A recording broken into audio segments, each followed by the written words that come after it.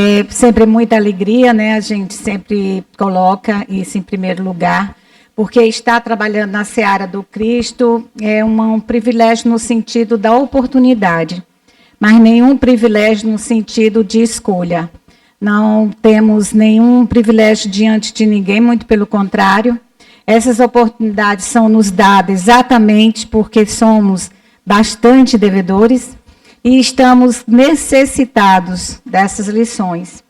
Então, antes de qualquer um de vocês que hoje, o que for dito, toque o coração de vocês, a vida de vocês, com certeza o primeiro alvo é o palestrante, porque é a oportunidade que nós temos, através do tema, podermos estudar e trazer para as nossas vidas, né, no dia a dia, nos esforçarmos, porque sabemos o quanto é difícil trazermos o evangelho para o dia a dia, né, para podermos exercê-lo.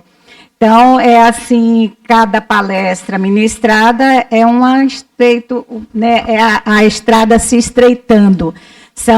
Mas também portas e janelas se abrindo para um novo patamar espiritual, uma nova caminhada, né? São luzes que se acendem em nossa estrada. Então, privilégio nenhum.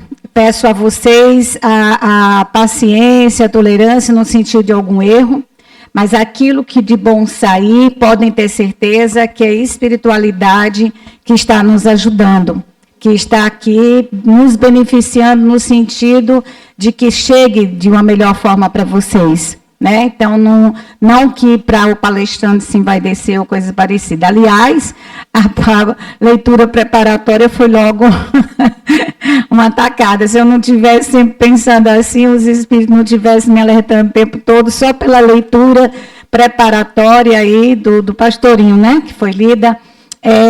A gente já percebe isso, né? Que aquele que ministra algo, seja uma aula, uma palestra, não se envaideça, porque ali está uns aprendendo, mas a gente sempre é um aprendiz também. Hoje nós trazemos um tema que está tanto em João, né? O Evangelho de João é considerado o Evangelho espiritual. É o Evangelho que mais traz para nós reflexões mais na parte espiritualizada. E essa passagem que eu vou contar para vocês, eu vou contar como se fosse mesmo uma história. E para que a gente também veja, né, o Evangelho como um contador de história que vai nos transformando, para que a gente não tenha aquela ideia de que Evangelho ou Bíblia seja uma coisa, principalmente a Bíblia, né? Seja uma coisa chata e decifrável, e a gente lê e parece que não consegue entender. Sempre tem que ter alguém, né? Alguém da religião, da doutrina, que faça a interpretação, porque quando a gente pega, vou te contar. Mas a gente vai trazendo exatamente dentro da doutrina espírita essa ideia de que a leitura do Evangelho pode ser vista como uma coisa extremamente agradável e de muito, muito significado. Cada vez que a gente lê uma parte e de novo vai reler, a gente vê outras coisas. Aí vai de novo reler, ver outras coisas. Eu tenho palestras há 30 anos, né, mais de 30 anos que ministro palestra. A primeira foi, acho que em 94, algo assim. Então, realmente, né, mais de 30 anos. É isso mesmo. Todas as minhas palestras eu escrevo. Então, eu tenho vários cadernos escritos, porque eu gosto de organizar ideias, pesquisar e tal. E, às vezes, eu pego um tema que já dei há 20 anos atrás. Quando eu vou ler, eu digo, não, peraí, eu vou começar a pegar de novo, já começo a ver outros pontos, e já vai vendo outras coisas, né? Então, Evangelho é algo para a gente estar sempre trazendo lições para as nossas vidas, reflexões, conselhos, orientações. Então, da forma como eu vou falar hoje para vocês, é contando mesmo uma história, né? E essa história está em João, no capítulo 9. Em todo o capítulo, vai de 1 a 34, todo ele. Mas é interessante que sempre, isso também eu acho interessante, vi uma vez isso e comecei a fazê-lo, e realmente ajuda bastante. Ver o que vem antes e o que vem depois. Então, esse capítulo 9 vai falar sobre o cego de nascença. Mas o que veio antes? Onde é que estava Jesus? Ele está vindo da onde? O que ele acabou de fazer para entrar, né? Porque também, quando a gente vê o Evangelho, parece que ele é em pedaços, como se uma coisa não ligasse a outra. Então, é também interessante visualizarmos isso, para poder fazermos as conexões, e elas todas têm. E também o depois, para onde Jesus saiu dali, foi para onde, o que ele fez, qual foi o impacto daquilo, né? Então, isso dá uma visão mais ampla daquilo que está acontecendo. Então, onde estava Jesus antes dele ver o cego de nascença? Então, é aquela parte onde ele está em Jerusalém. Então, Jerusalém é a cidade também espiritual. O outro cego, tem 3 cegos que Jesus cura. O outro cego, muito também, a gente sempre está sempre falando, que é o Bartimeu, é o cego que ficava em Jericó. Aí já é um outro ambiente. Jericó era uma cidade comercial e ficava no caminho de Jerusalém. Então, também mostrando, Jesus passa por Jericó, ou seja, sai do ambiente de comércio, de terráqueo, poderemos dizer assim, um ambiente materialista, e vem e entra, isso vai acontecer num espaço mais espiritual, que é lá em Jerusalém. Então, antes disso acontecer, Jesus estava naquela também famosa parte que a gente conhece do Evangelho, quando uma mulher adúltera é apresentada a Jesus. Então, João conta essa história da mulher adúltera no 8, Então, vou falar para vocês do capítulo 9, de 1 a 34, e o capítulo 8, de 1 a 59, vai nos relatar aquele episódio da mulher adúltera, e a partir daquele episódio, Jesus trava um diálogo não vamos dizer discussão, porque Jesus não discute, mas também não é um diálogo no sentido, vamos dizer diálogo, fica melhor. Um diálogo de Jesus com os fariseus. Então, os fariseus enfrentam, pegando, porque a mulher adúltera foi uma espécie de armadilha. Levaram a mulher adúltera para Jesus, porque Moisés, estava lá nas escrituras dizendo, no Torá, que a mulher que fosse pega em adultério tinha que ser apedrejada até a morte. Então, levaram a mulher para Jesus para ver qual é a reação de Jesus.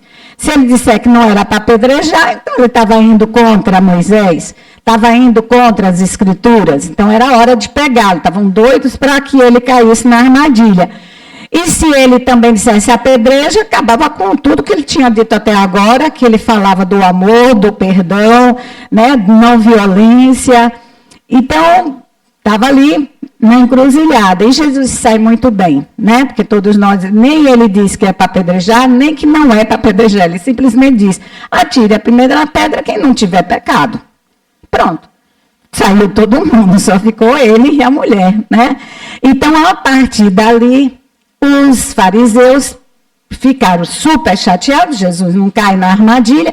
Então, vamos, pela conversa, fazê-lo,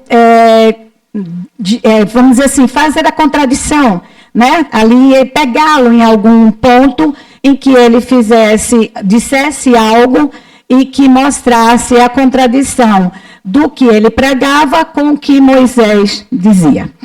E então, gente, é muito interessante ver esse capítulo 8 em João, porque é um diálogo profundo sobre as questões do que é a verdadeira fé. Se nós, eu digo nós, todas as religiões, né? E nossa doutrina, a gente não pode se colocar fora. A gente dá muito fora também. Né? A gente tem muitos tropeços, porque somos humanos. Então, não podemos dizer que a gente não erra, erramos sim. Então, ali naquele diálogo nos vai clarear como que a gente deve levar a nossa fé. É fantástico. Bom, Jesus sai daquilo, então mostra-se ali que estavam loucos para pegar Jesus em alguma situação. Então, Jesus discute, né, conversa, dialoga com os fariseus sobre a questão da fé. E era sábado, dia de sábado. Jesus, então, sai e ele vê um cego. Olha, todos os verbos que vão se referir a Jesus,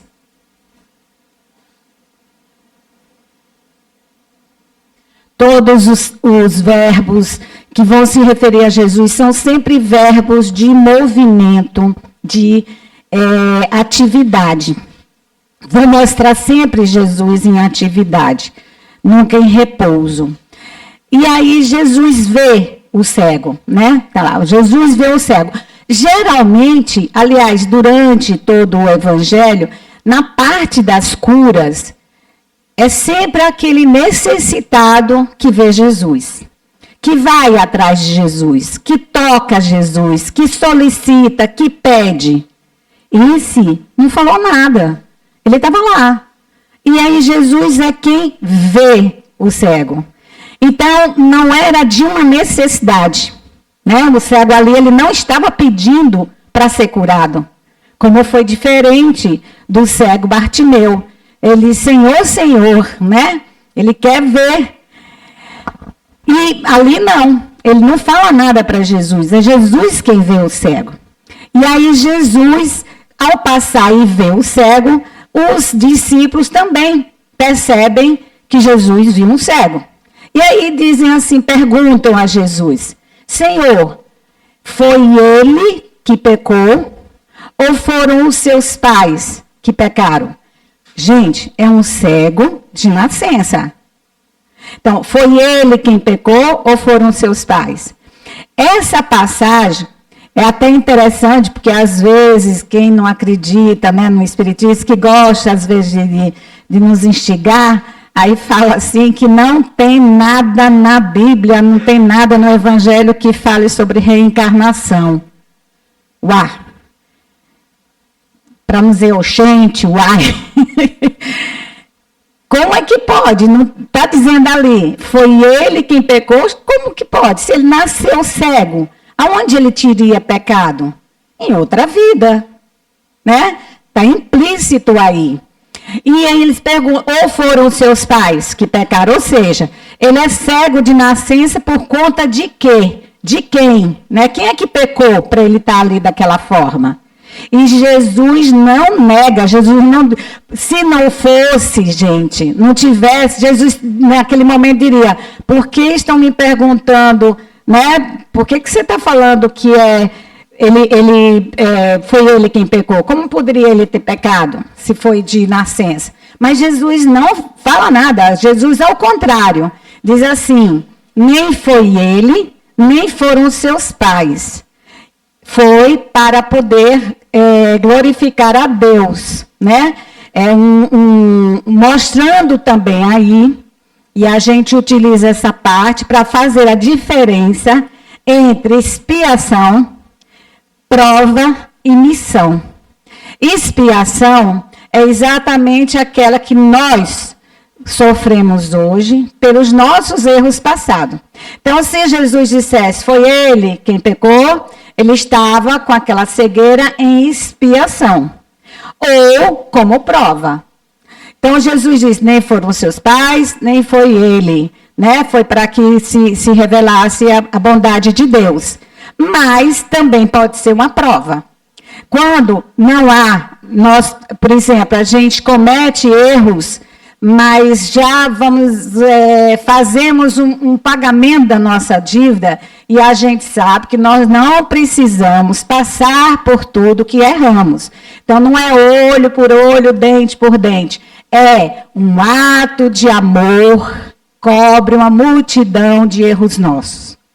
Então, muito já erramos, mas temos na nossa ficha criminal ter que pagar por tudo? Não. Aqui mesmo, nessa nossa existência, a gente pode ter vindo com uma expiação, ou seja, um pagamento de dívida mesmo. Podemos vir com uma prova, ou seja, já passamos por aquilo, mas eu quero fazer a prova, ou seja, eu quero passar novamente pelo teste para provar a mim mesmo que já superei tal situação. E isso, portanto, é o que a gente chama de prova e pode vir por missão, né? Então, mas quando a gente está na expiação, aqui, coisas que a gente tem um livre-arbítrio.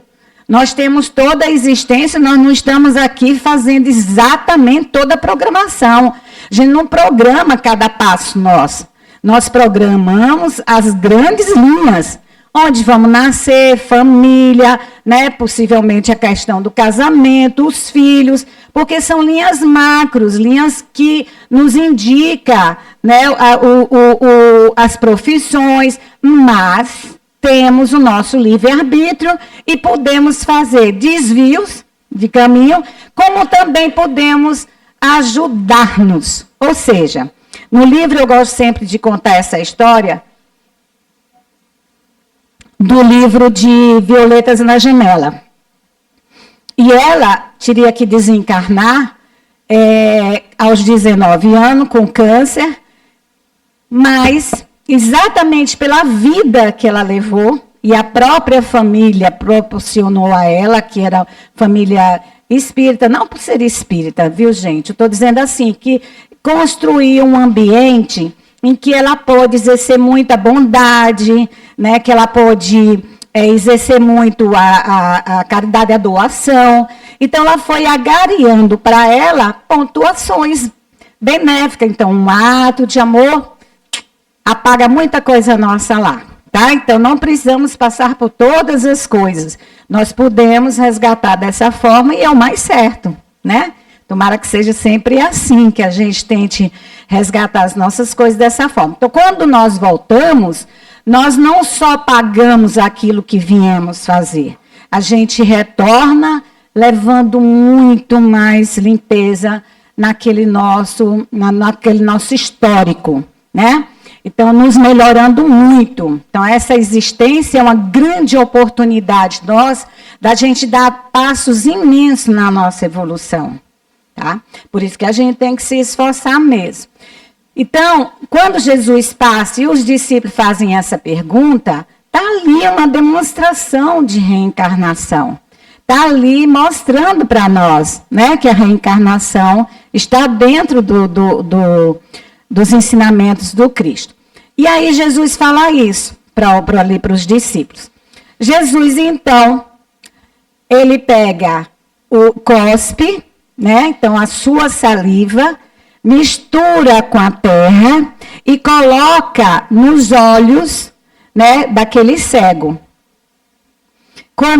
E colocando no olho do cego, diz assim para ele se banhar no lago de Siloé. Siloé significa o abençoado, né? Então, ele diz, vá se banhar no lago do Siloé. E ele vai. E ao se banhar, ele enxerga. E ao sair dali, ele sai enxergando, andando, sem mais necessidade de nenhuma ajuda. E os seus vizinhos, as pessoas que o conheciam, falaram assim, ué, não é aquele que era cego, que vivia pedindo esmola, que vivia pelos cantos, né? Como que ele está vendo? E aí foram perguntar a ele. E ele diz, foi um homem chamado Jesus, passou uma lama nos meus olhos e agora eu estou vendo. E onde ele está? Jesus não estava mais lá, né? porque não era o interesse de Jesus, não era aquele.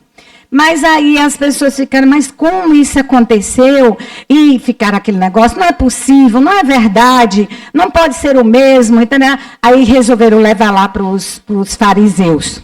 Danados os fariseus de novo. Mas eles mandavam em tudo, né? Então, levaram lá para os fariseus. E lá, quando chegaram, mostraram, olha, ele está dizendo que era cego, de nascença, e agora está vendo.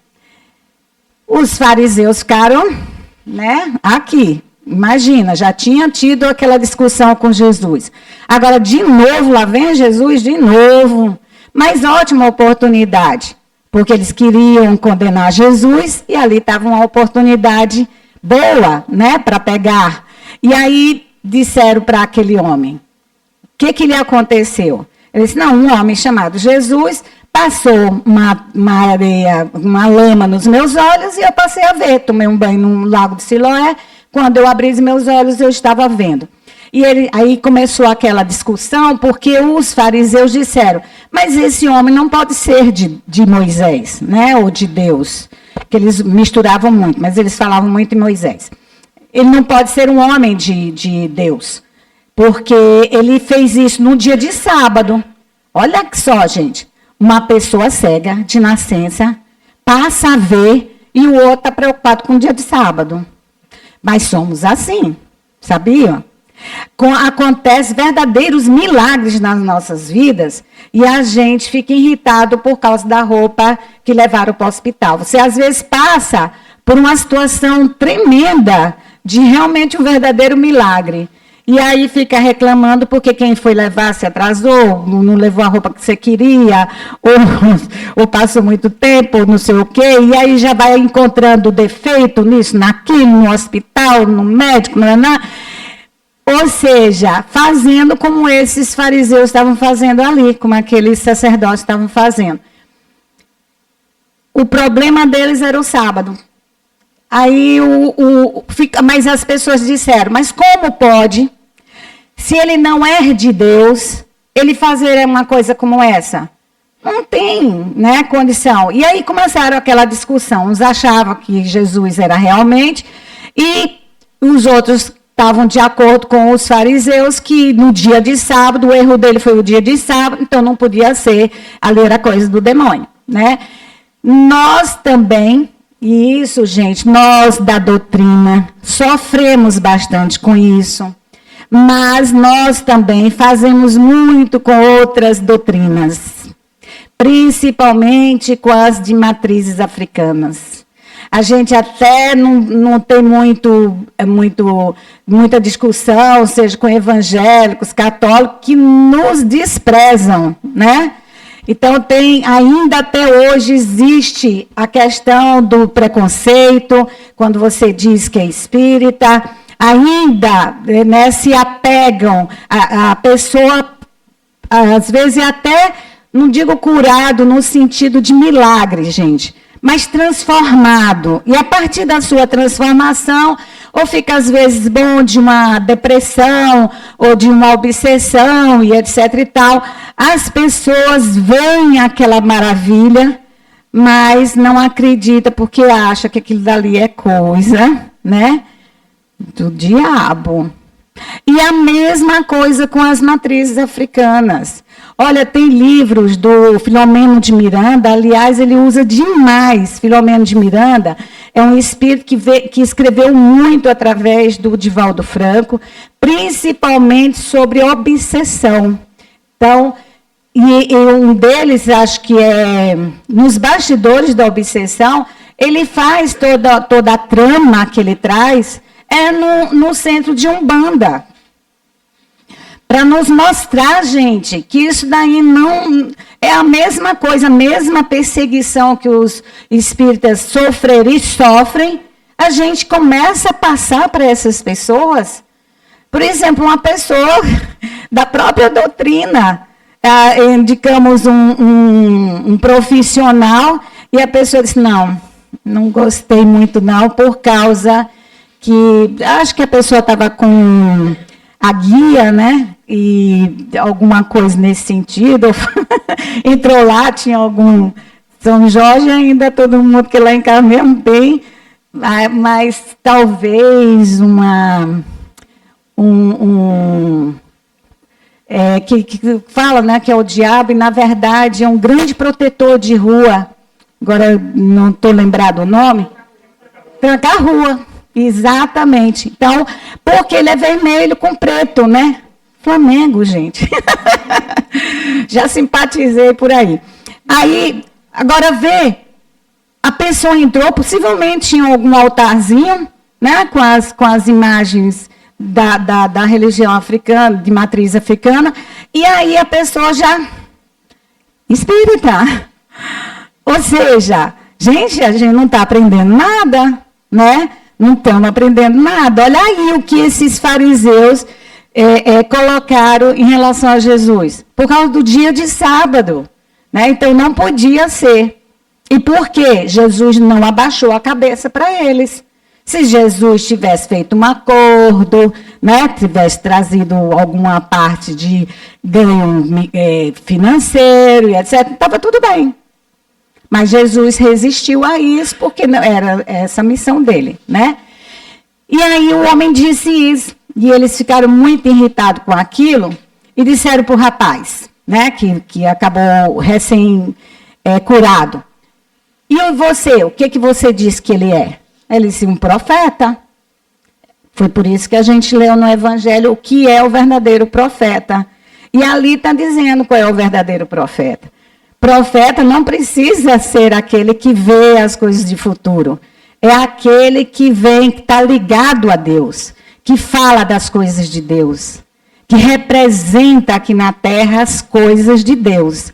E as coisas de Deus, gente, olha, princípio básico, fazer ao outro que gostaria que me fizesse. Se eu desejar o outro, aquilo que eu não gostaria para mim, já, né, tá fora. Já não estou dentro desse contexto. Então, ele disse um profeta. Olha que reconhecimento. Isso foi fantástico. E ele, perante aqueles homens, que ele sabia que se ele falasse aquilo, ele ia ser expulso, excomungado, seria um proscrito da sociedade. E ele, então, mas sustentou. Falaram assim, bom, vamos mandar chamar então o pai e a mãe desse rapaz, para ver o que eles vão falar. Aí mandaram chamar o pai e a mãe. Aí disseram, seu filho é esse mesmo? Aí o pai e a mãe disseram, não, é ele. Cego de nascença e agora está vendo, é ele mesmo, é o nosso filho. E o que aconteceu com ele? Eles, com medo, disseram, não sabemos. Pergunte a ele é de maior, ele pode falar. Gente, aí de novo, o que nos mostra essa passagem? Covardia e ingratidão. Covardia no sentido de não reconhecer, e falta de fé. A covardia aí, o chão dessa covardia é a falta de fé. Porque acreditou mais nas coisas dos homens do que na coisa de Deus. Ingratidão porque um pai e uma mãe que tem um filho cego de nascença, que passa a enxergar e não agradece a quem fez isso, prefere negá-lo e aí tira o corpo fora, por medo daquela justiça dos homens. E o rapaz ficou sozinho. Então, eles se voltam de novo para o rapaz e perguntam novamente. Explique de novo esse negócio aí. Como é que foi isso? Aí o rapaz se irritou, né? Disse assim, não é possível. Vocês querem que eu repita de novo? Ou vocês estão querendo ser um seguidor deles? Olha, aí eles disseram que seguidor dele deveria ser ele, que eles eram seguidor de Moisés. E o rapaz voltou de novo.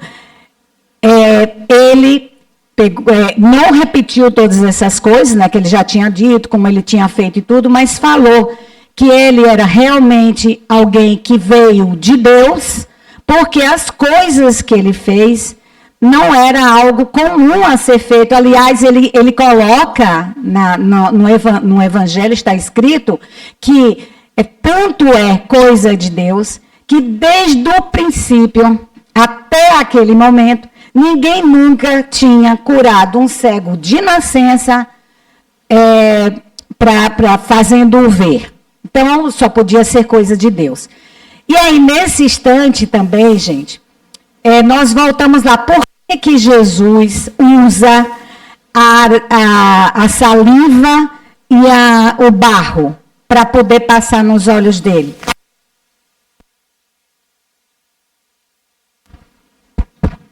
Voltou, acho que fui eu. Primeiro, que Jesus, no dia de sábado, não se podia misturar nada, muito menos fazer barro, fazer objetos ou coisa parecida. O simples fato, por exemplo, de misturar o vinagre, o dor de dente, eles aliviavam a dor de dente com vinagre, fazendo bochecho, né? Com vinagre. No dia de sábado, não era permitido. Você podia tomar o vinagre, mas não podia fazer o movimento. Se você fosse todo tipo de comida, você podia comer, mas não podia mexer, não podia fazer ali um mexido, teria que ser separado. Então, o fato de Jesus ter feito aquilo é mais um avanço que Jesus deu para mostrar que o apego a rituais nos deixa cegos em relação ao conteúdo. Por isso que doutrina espírita, às vezes fica até um pouco exagerado da nossa parte, mas é muito importante ainda termos isso. Por exemplo, simplicidade na casa. Extremamente importante, gente.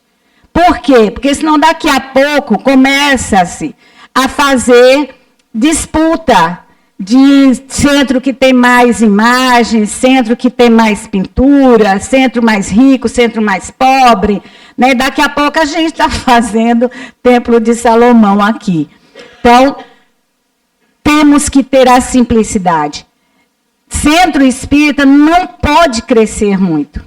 Tem uma frase do Chico que é importantíssima. Casa que muito cresce, o amor desaparece. Isso foi quando o Chico, quiseram tirá-lo, né, do centro espírita, que era uma casinha pequenininha e continuou assim, mas eles quiseram fazer umas modificações. Aí Chico disse, eu saio, vocês fazem. Era até para botar ar-condicionado, algumas coisas assim. Eles, olhem, vocês colocam essas coisas todas e eu saio. Porque não é isso, que não daqui a pouco a gente está desviando a atenção. Por que centro espírita não tem música? Pode, gente. Deve ter. E é bonito. Mas no dia a dia das nossas palestras, não há necessariamente que tenha que ter. Porque daqui a pouco é muito mais importante o pessoal que está tocando do que o que está falando. Né? Por que a gente solicita que não tenha rituais? Por exemplo, senta levando, porque a gente acaba se prendendo ao ritual e esquece o conteúdo, de prestar atenção ao conteúdo. Foi até interessante, gente, triste, porque foi num dia de missa de sétimo, de uma grande irmã minha, e aí, sabendo do jeito que eu era ligada a ela na Igreja Católica, me deram lá para que eu fosse, não sei nem o nome do que é que dá, gente, mas me botaram lá em cima e eu tinha que seguir, botaram um negócio em mim. Gente, eu não prestei atenção em nada do que foi dito, porque eu fiquei tão preocupada qual era a hora que eu ia, qual era a hora que eu... E eu ficava olhando, que eu não prestei atenção em nada. O ritual, para mim, ficou extremamente importante. Quando eu disse, gente, nunca mais me bote numa coisa dessa. A menina ficaram meio triste, por quem é muito católico, né? Porque pensou que eu estava, de uma certa forma, rejeitando, mas não era. É porque é muito ritual. É você. Aí olhavam para mim, eu digo, é a hora. Aí eu ia para lá. Gente, eu não sei nem o nome do que eu fui lá representar. E olha que eu sou originária da Igreja Católica. Né? Então, eu sei muita coisa da própria Igreja Católica. Mas, cada vez mais, eles estão colocando esses rituais que fica mais difícil ainda para a gente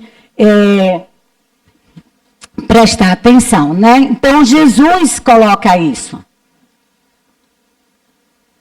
E a outra questão é o fato de que todas as curas de Jesus, cada uma foi de um jeito. Então, uma ele tocou, outra ele falou, outra ele mandou levantar, outra mandou... ou seja, não teve uma igual a outra. Por que isso?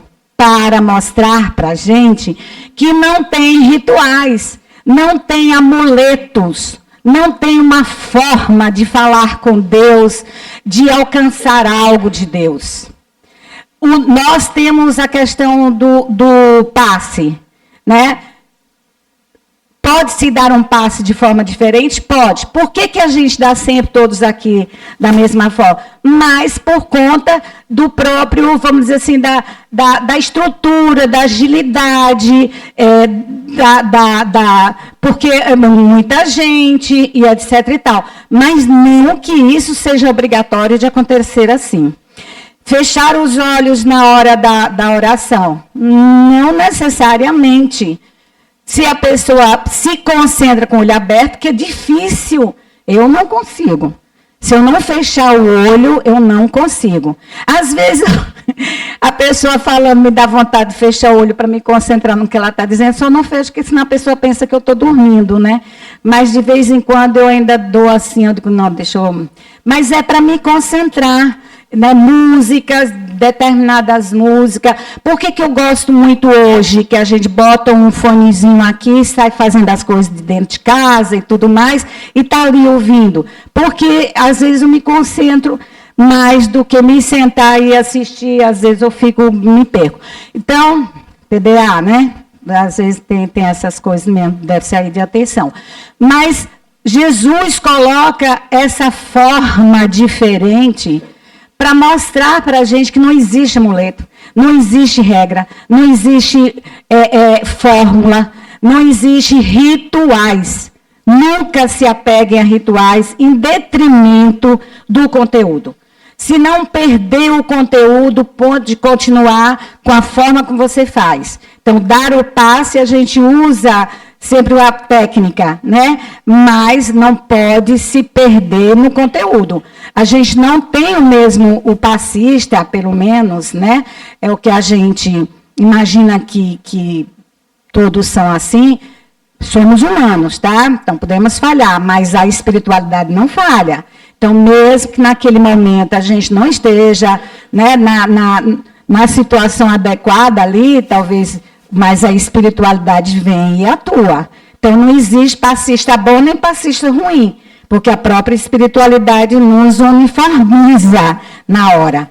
Né? Mas a gente, ali naquele momento, escurinho e tudo mais, para cada um que a gente vai aplicar o passe, vem coisas na nossa cabeça, que a espiritualidade nos orienta para onde a gente coloca as mãos, se é mais na região da cabeça, do abdômen, das pernas, se é mais para retirada, se é mais para colocar luz, enfim, depende da necessidade de vocês. Quem nos diz? Os espíritos. E a gente sabe disso, a gente percebe a presença deles. Então, não é um ritual em detrimento do conteúdo, né? Aí a gente entende. Então, Jesus usou devido a isso. E outra, porque antes, lá na discussão, questionaram demais se era Jesus o Filho de Deus, né? Aquela discussão que ele teve lá com os fariseus. E agora também lá com o rapaz. Jesus sabia disso. Então, Jesus fez uma técnica que está na própria Bíblia, principalmente no Antigo Testamento, lá no início. E Deus fez o homem da saliva, o barro e o sopro. Jesus utilizou aquela técnica mostrando, sou da origem. Estou usando uma técnica originária. Então, para mostrar também essa questão. E tem, gente, se a gente lê sobre essa parte, interpretações sobre isso, de vários locais, viu? Eu vejo vários, eu vejo de pastor, eu vejo de padre, eu vejo de tudo. Eu fico olhando tudo, das interpretações sobre isso. E tem N interpretações dessa parte. Então, Jesus sempre não faz nada à toa, nada passa despercebido. Cada ato ali é uma atitude para a gente, uma mensagem para nós. Então, e a questão do dia de sábado, né? Então, aquele rapaz foi expulso. Os fariseus ali não conseguiram, né? As pessoas também começaram a ficar muito mais do lado, não, só pode ser coisa de Deus. Fazer uma coisa dessa e tal, e ele viu que Jesus estava ganhando o espaço, e aí ele, então você está expulso, mas ele se manteve firme. O expulso aí, gente, é a excomunhão, quer dizer, uma verdadeira desgraça, porque é um proscrito na sociedade, uma pessoa que ninguém quer chegar nem perto, né? Porque seria uma pessoa, mas ele ali se manteve firme, porque, olha, lá quando Jesus disse para os discípulos, não é nem ele que errou, nem os seus pais, é uma missão.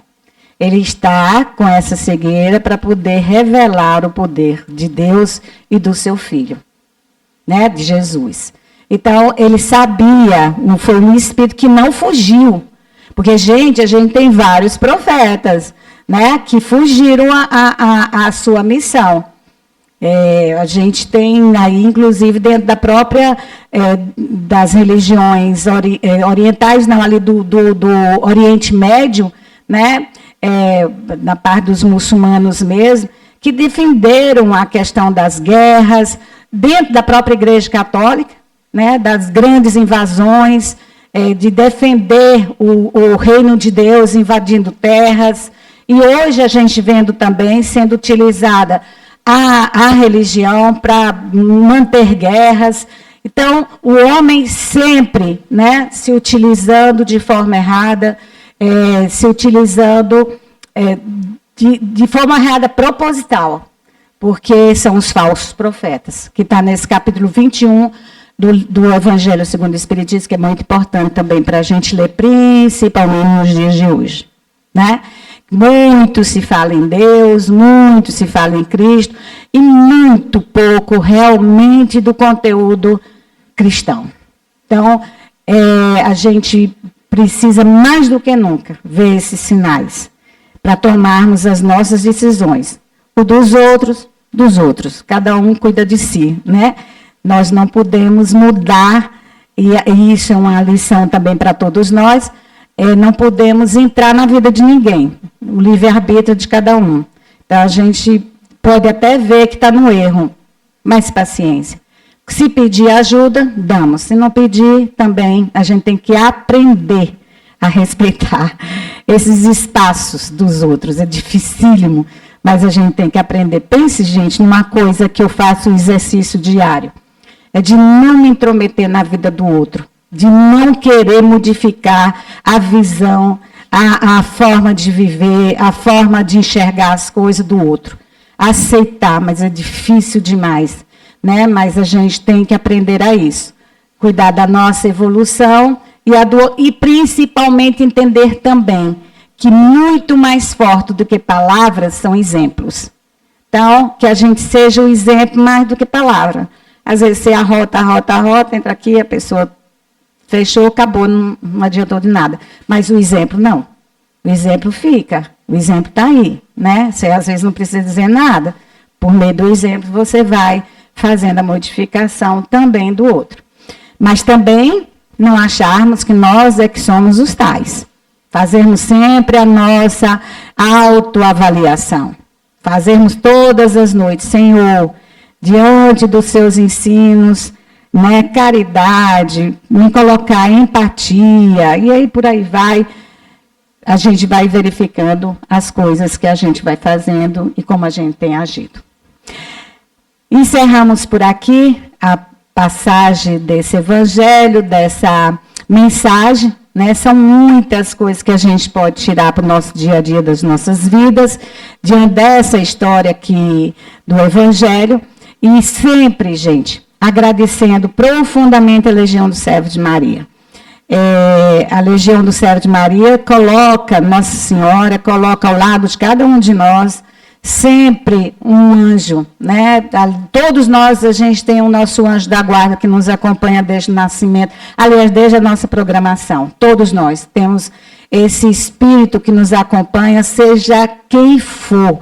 O pior dos seres que esteja encarnado na Terra tem o anjo ao lado. E aí é que o anjo é mais graduado ainda, porque vou te contar, né? Acompanhar uma pessoa cruel é preciso ser muito elevado, né? Então, essas pessoas aí é que têm espíritos gabaritados mesmo para poder acompanhar. Então, todos nós. Ninguém pode reclamar da falta de orientação ao retornar para o plano espiritual. Eu não sabia. Estava lá do seu lado, prontinho para te orientar. E, além disso, Nossa Senhora coloca os amigos espirituais da sua legião, que são espíritos fantásticos, que nos acompanham, nos ajudam, nos esclarecem, nos iluminam, intuem, nos dão conselho, mas para isso a gente precisa abrir os espaços, né? Só fazendo uma ligaçãozinha antes de encerrar, com a questão também do sábado, porque o espírita, ele às vezes também tem críticas, né? Porque a gente não guarda, não é o sábado, porque a própria religião católica, os evangélicos, não é o sábado, é mais o domingo. Mas olha, hoje aqui, vocês estão fazendo, estão guardando o sábado. Ou seja, a mensagem é, guarde um momento para o seu encontro com a espiritualidade. Guarde um momento durante a semana, no qual você converse no seu coração, sem palavras feitas, e se conecte com a espiritualidade. Às vezes, nem para pedir, só para poder se conectar, que tudo vem. Aí, nesse instante que a gente faz isso, se abre os espaços e esses amigos se aproximam. Aí, sim, a gente recebe toda a orientação que a gente precisa. Ah, mas eu não ouço, não vejo, né? Pode ter certeza que naquele instante o seu espírito está gravando e você vai receber a ajuda necessária para enfrentar as dificuldades, né? Vamos acreditar sempre, gente. Fé não é dizer que acredita em Deus. Fé é nesses momentos que a gente, todos os dias, todos os momentos das nossas vidas, a gente dá o nosso testemunho de que nós estamos confiantes mais lá em cima do que nas coisas dos homens. Que assim seja.